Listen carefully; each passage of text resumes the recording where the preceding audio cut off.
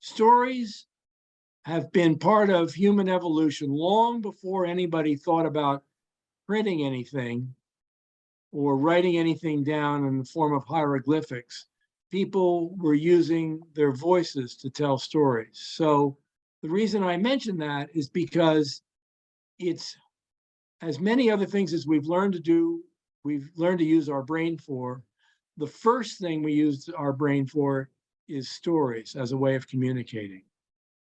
So that's where we're going to use that 10,000 years of evolution to get across things to people that might not be gotten across otherwise. Okay, our brain takes in information most efficiently in the use of a story. And as we'll talk about a little later on, things that we might tempted to do, like give lists of accomplishments and things like that, only use small parts of our brain to do with facts. There are many other parts of our brain to do with emotions and problem solving, as well as sensations, which we will employ to get deeper into our listeners' brains. And our listeners, when I speak about our listeners tonight, I'm speaking about interviewers as well as people with whom we network and want to influence for any way, any other reason in our job search or our campaigns.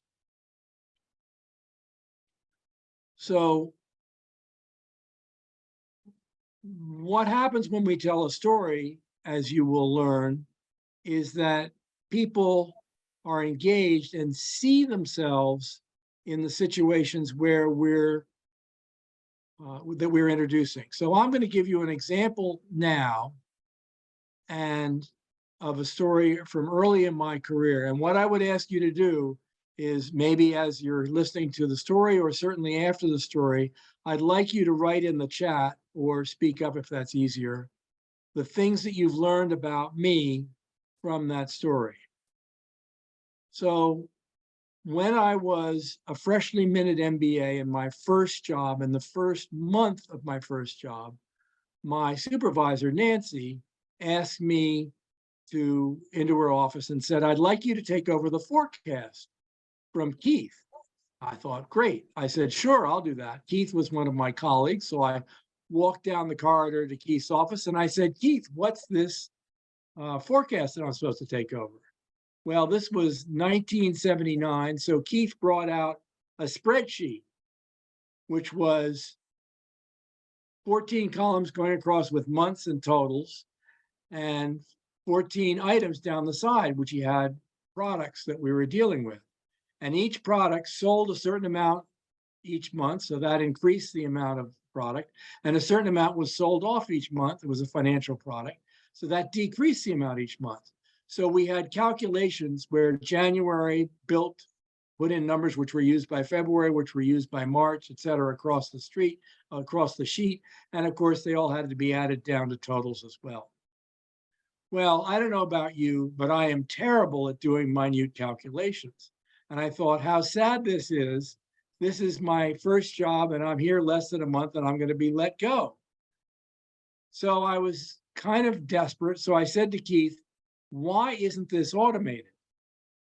Well, this was years before Excel was a glint in its inventor's eye, because being 1979, there was nothing like it around. And he said, it can't be. Now, I don't know about you, but when I hear a story, when I hear somebody say that it can't be done, it's like a red flag. And I go, no. So I said, thank you. Let me go talk to Nancy. And I said, Nancy, with all the subtlety of a recently minted MBA, I said, Nancy, I can automate this thing. But John wants it by Friday. I said, let's go talk to John, John being our boss. So we go to John's office and I say, I can automate this thing. And his eyes light up and he said, when can you do it by? And lots of confidence at that age. I said, I can do it by next Wednesday. He said, you're on. Well, I ended up working more than I would have liked that weekend, but I brushed off my college basic language skills and automated the forecast so that I didn't have to do all those minute calculations.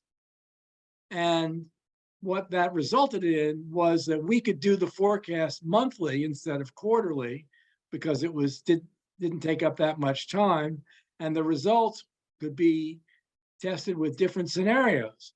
So I was happy, Nancy was happy, John was happy, and Rich, the president of the division, was happy. The idea is, what are people picking up? Yes, I did say that I programmed in BASIC, but other than that, of all the things that have been mentioned, which ones did I say? So this is why we tell stories, because it allows people to understand you better and to know what you will be useful for in their workplace. Mm-hmm.